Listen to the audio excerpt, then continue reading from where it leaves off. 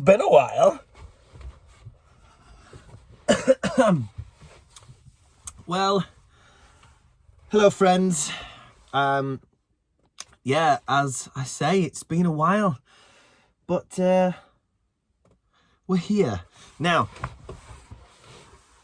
As you will see from my Instagram, if you follow me on there. If not, follow at Trixie Transporter to see all our adventures in picture form. Right, we've been off the road for 5-6 weeks now. That's why there's not been any videos, and that's why the video is titled what it is. Is Trixie dead? No! The answer is no. She is not dead. But it was touch and go for a little while. So just to briefly take you through, it's going to be a short video. I'm just going to explain what's happened, what we've done, and where we're at now. So, a few months ago, we started having coolant issues. We were losing coolant. The temperature of the engine was running slightly high at times. And this is back when it was like -5 outside, so shouldn't have been happening. Few things. First, is there any leaks? Yes, there was a leak. So we replaced some pipes, fixed the leaks. Then we moved on to maybe it's the water pump. So we replaced the water pump. The same thing kept happening. It was running hot. There was far too much pressure in the engine when you initially started it. Even when it was left standing overnight, there was still a lot of pressure left in the engine. So then we started thinking, could it be head gasket? Did some gas testing. There wasn't any gases in that shouldn't have been there. There wasn't water in the oil. There wasn't oil in the water. We weren't getting the milky stuff on the oil cap or anything like that. So I was a bit stumped. So my mechanic had the van for a couple of weeks, tried to take it apart as much as he could. And we then found a load of cracks in the actual head itself. So the cylinder head, where all the valves are seated and everything like that, covered in cracks, which you do see cracked heads, and they still work for a long time. But just to be sure, we took it to an engineer, Lockside Engineers in Castleford. Great guys if you ever need one and you're in West Yorkshire. Took it to them. They looked it over and, for want of a better phrase, came back to me and said, Jake, your head is fudged. So,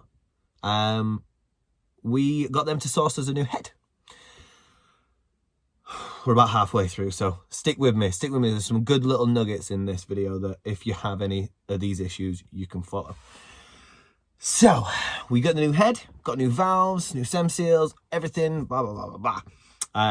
Take the head back to my mechanic, EC Autos in Pontefract, also well worth checking out if you're in the West Yorkshire area. And he had to fit the head, again a new gasket, which that's pence, belts, timing kit, water pump had already been done, put it all back together, and the rocker started to leak oil.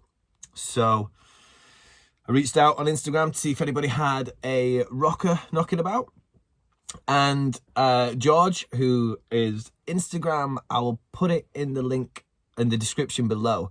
I think his Instagram is T4 Shitbox, but he's a really great guy to follow on Instagram if you don't already follow him. Guy called George, he messaged me and said, I've got one, come get it. He's not too far away from me. So I went and got his rocker, took that to my mechanic, popped the rocker on, no more leaks. So put everything else back together, load more coolant in, different other gaskets, blah, blah, blah, blah, blah.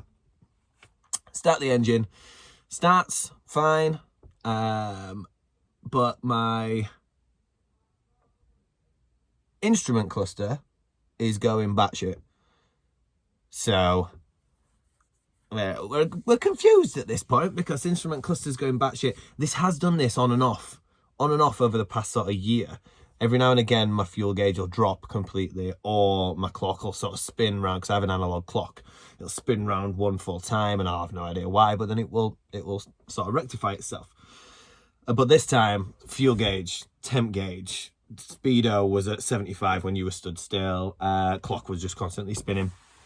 So obviously my worry then was, we can't measure the accurate temperature of the engine, which is essentially what we've had problems with, is the temperature of the engine, the cooling system, blah blah blah.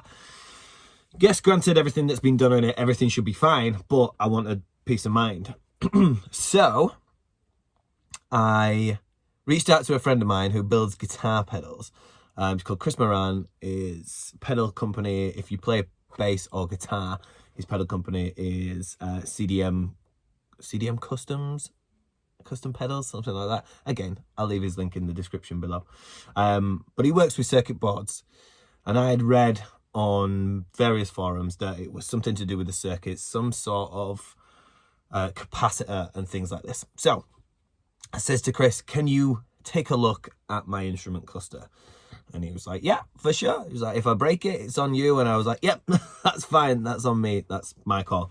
So take the cluster to Chris. He strips it right back to nothing, finds a capacitor that is completely leaking black shit everywhere, and gotten onto the board and made a couple of the connections bad. So he sorted the connections out, got me a new capacitor, fit the new capacitor, put my instrument cluster back together, zeroed everything.